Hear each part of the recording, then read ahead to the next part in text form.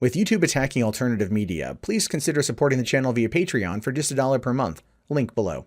Hey, what's going on, everyone? My name is Matt Jarbo. This is the Mundane Matt channel. And if you noticed the new background, the new background is quite nice, very branding. I'm growing up in terms of my brandability on this platform. But that being said, this is a funny story because this to me is hysterical, especially at the response to it.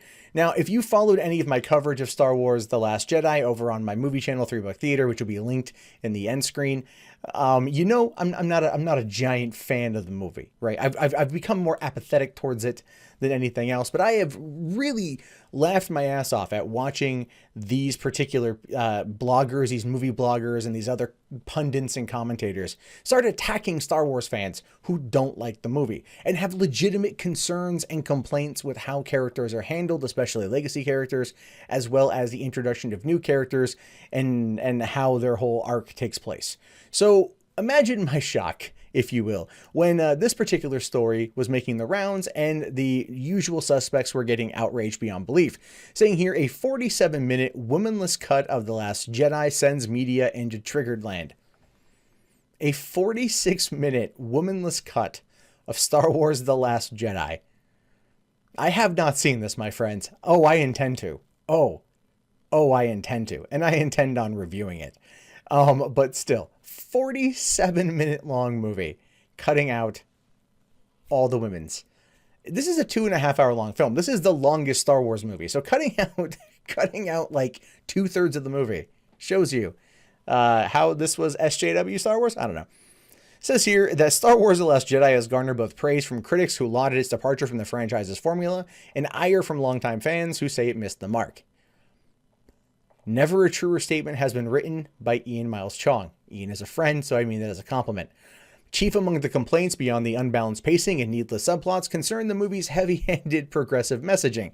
It was there. I mean, there was progressive messaging. It didn't bother me at all. That wasn't what bothered me. That literally is not what bothered me at all.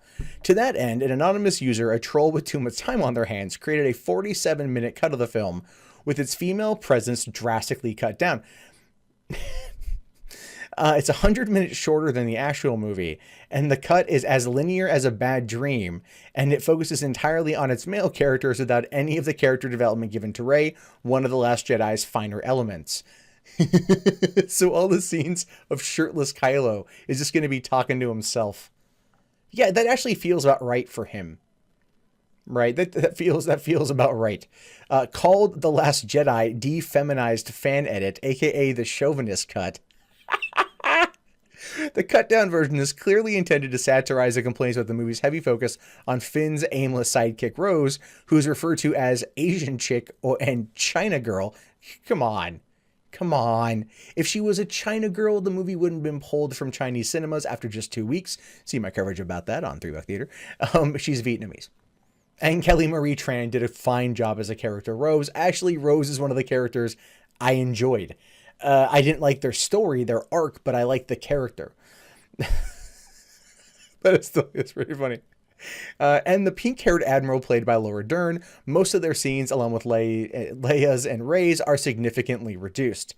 Kylo Ren and Rey's battle sequence is also re-edited to de-emphasize Rey's martial prowess. I guess that makes some sense.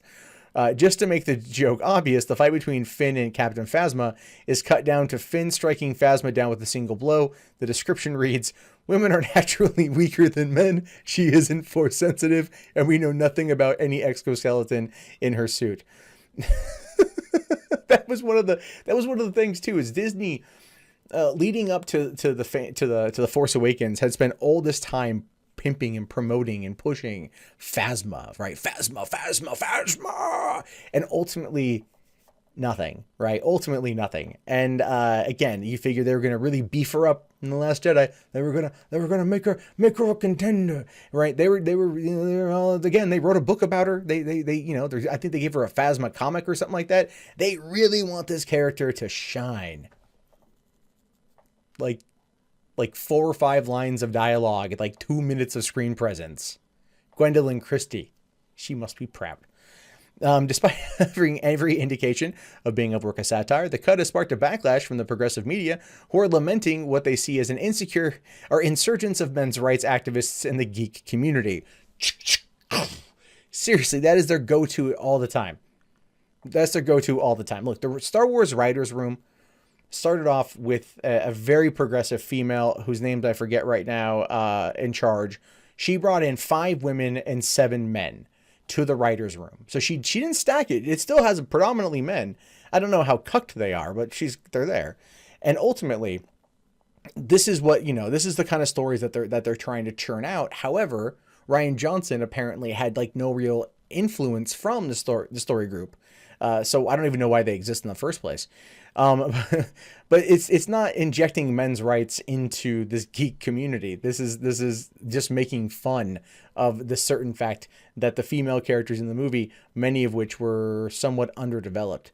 Like Vice Admiral Holdo, Laura Dern's character, arguably not a horrible character. Like on the second time I saw the movie, I did appreciate her a lot more. But the biggest problem with her character is that we are meant to care about her. We're meant to care about her when we're given absolutely zero inclination as to why. And that is the biggest problem here. We're meant to care. There's never a reason given.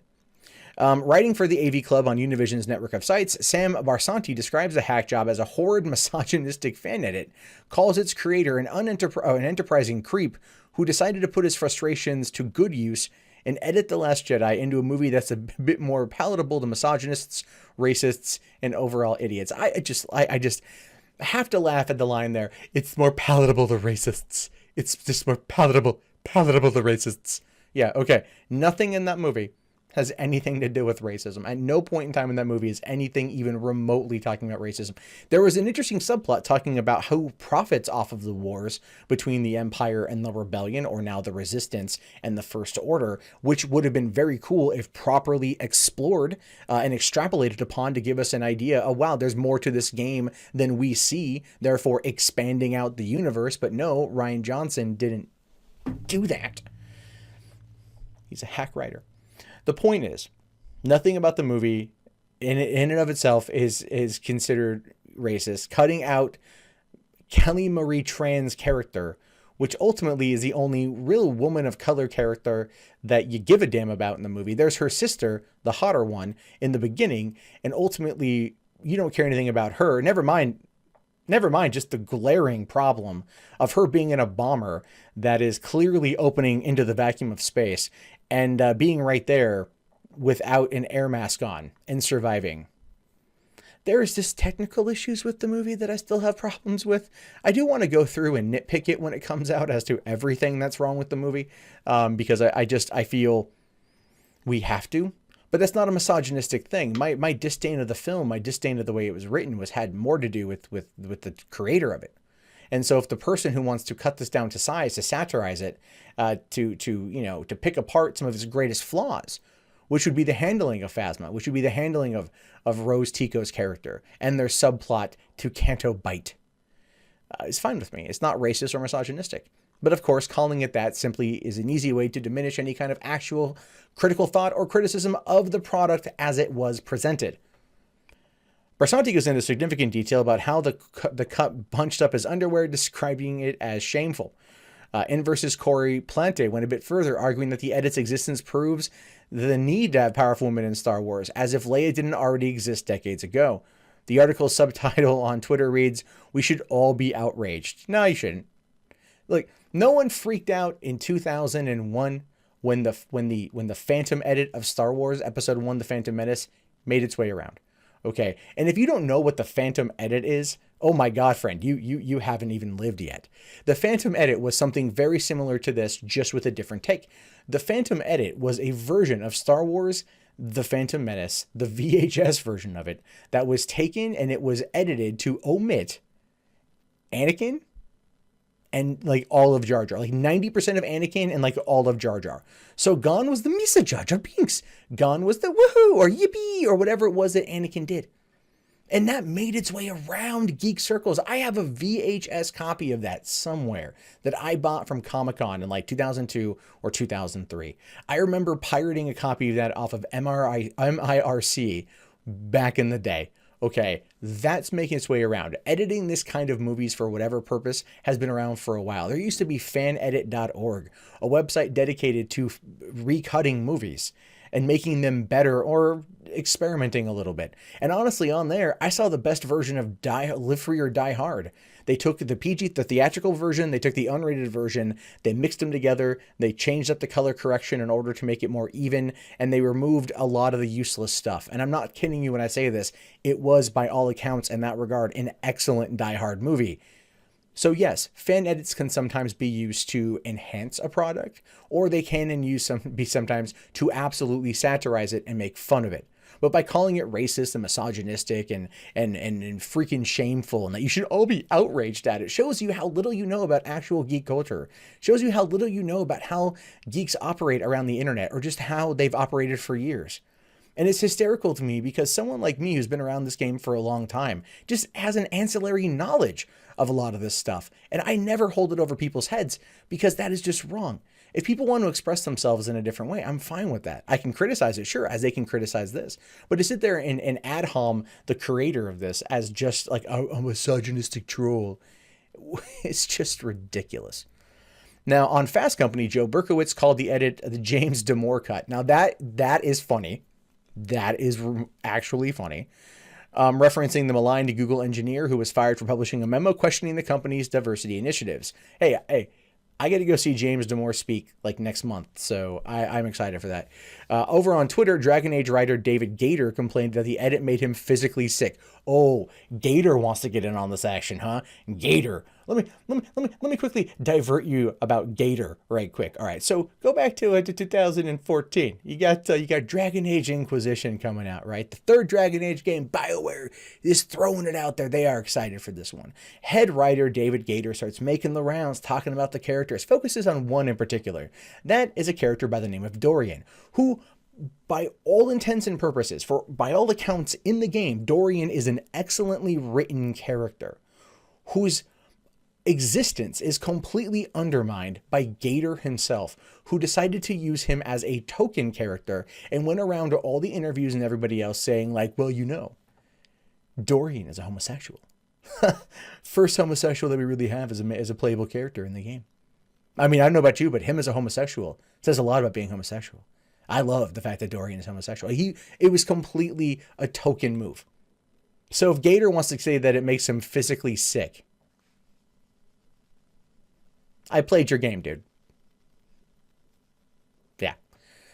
I love this here. I'm trying to imagine the sort of man who take comfort from the ability to edit women out of existence or heroic narratives.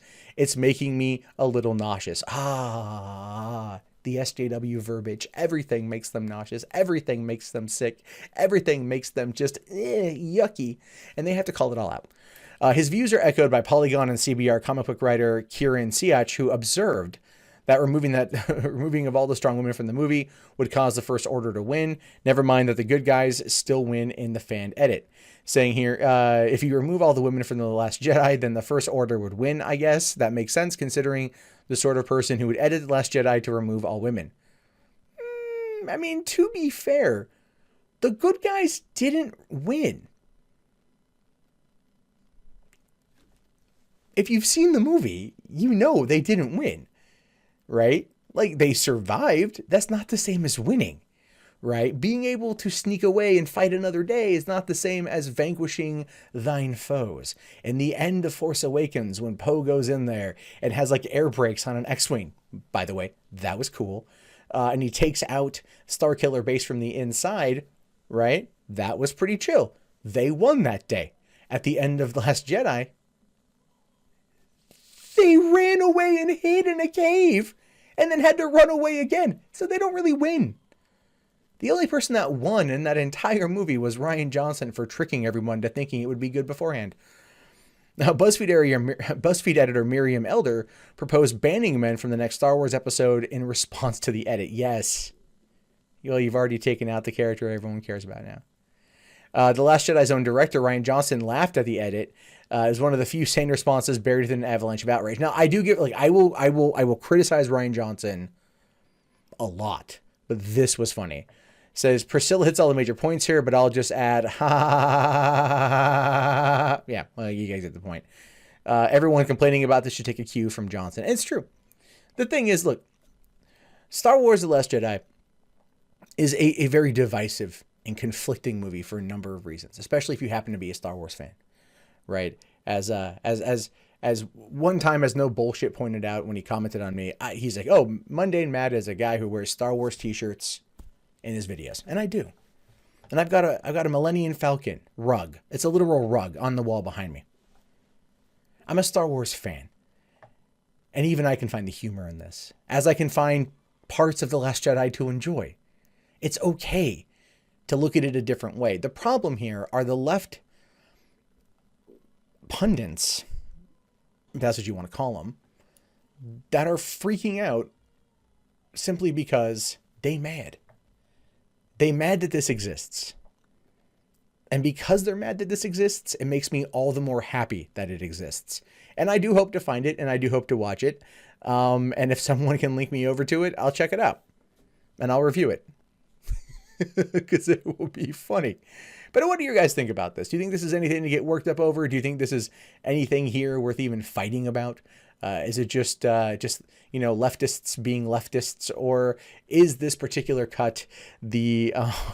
what's it called again? The Last Jedi, the De-Feminized Fanedit, or the Chauvinist Cut. Is it in fact sexist, and should it be abolished from the world as we know it? These are things I want to know. Go ahead and let me know in the comments. My name is, of course, Matt Jarbo. This is the Mundane Matt channel. If you guys haven't already, please thumbs up the video, subscribe to the channel. Be sure to click that bell. Share it around if you really want to help me out. You can also support the channel. Patreon's a great way of doing it. Or if you just want to turn off the pesky ad block and Mundane Matt and chill, you can do so right now.